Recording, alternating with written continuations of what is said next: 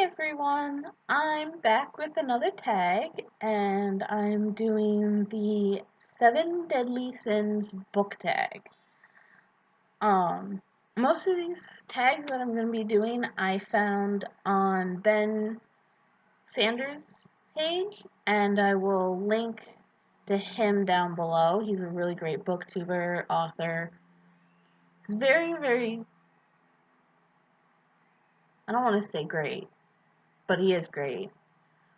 Very calm voice and amazing to listen to when you're trying to get work done, because he just has a very soothing voice, and I really like that. And I've been going through his tags, or his tag videos, and I just grabbed a couple that I really like. So this is the 7 Deadly Sins. So the first one is greed. Most and least expensive book. My least expensive books, I used to get a lot from my campus library when they were getting rid of old books. So those were all free. I also get a lot of books off of thrift books, so most of them are between $3 and $5. So again, those are really cheap. My most expensive book is this bad boy right here. This is literature and its writers. It was a college book. I still go to this whenever I'm trying to write anything. And I still have the receipt, and it was $156.03. That 3 cents is important.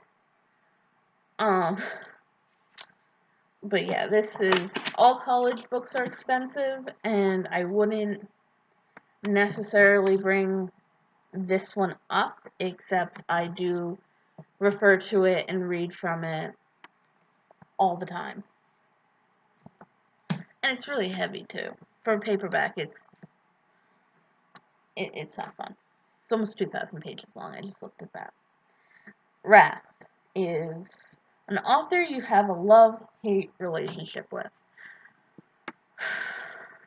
This lady right here.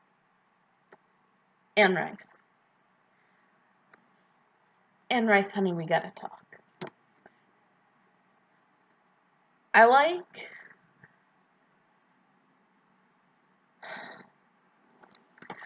some of her books. I don't like all of them.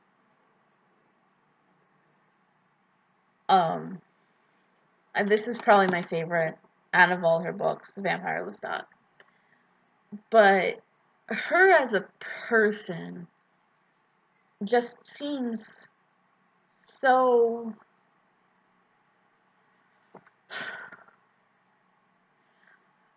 I've been online for years. I've been in fan communities and fan fiction communities for years. And the way she treated people who wrote fan fiction was, and still is, like...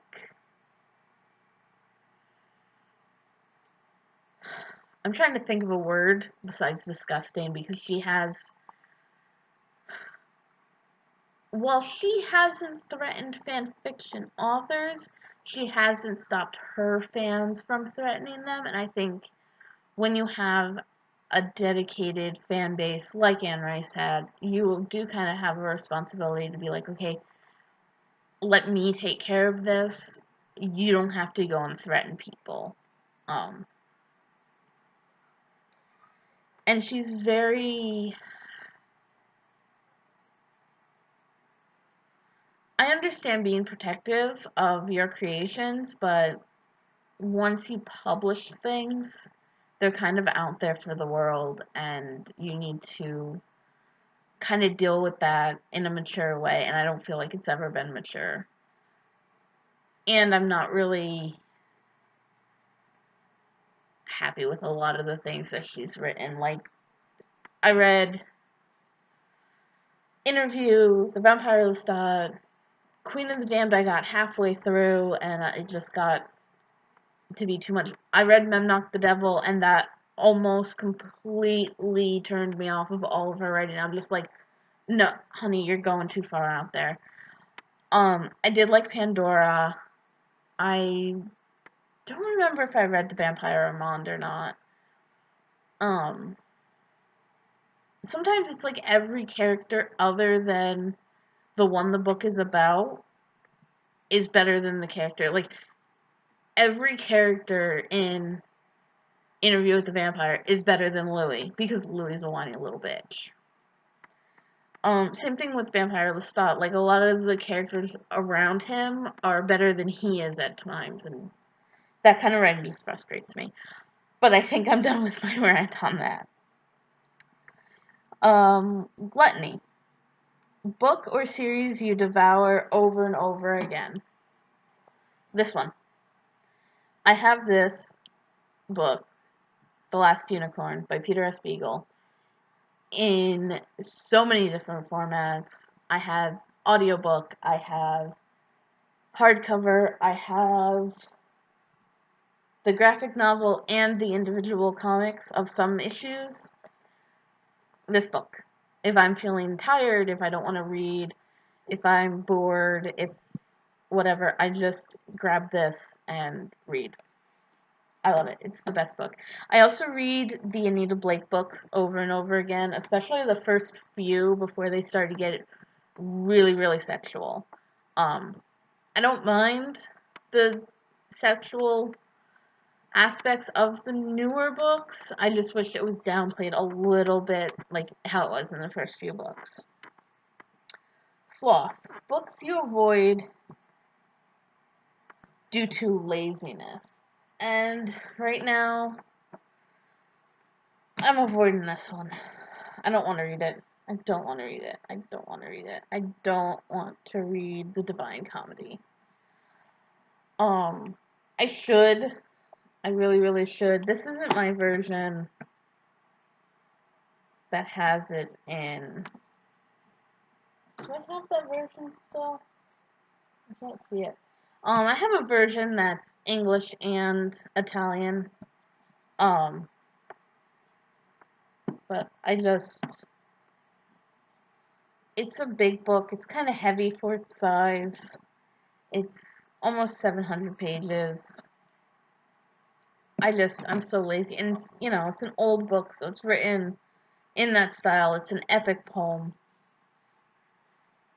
But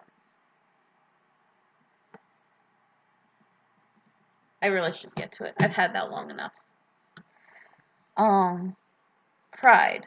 The book you talk about most when you want to impress intellectuals. And that is this. It's called The Zuni Man Woman. And it's the biography of Uwiwa. And it talks about the concept of gender in Zuni tribal culture. It talks about all the different aspects and what it means.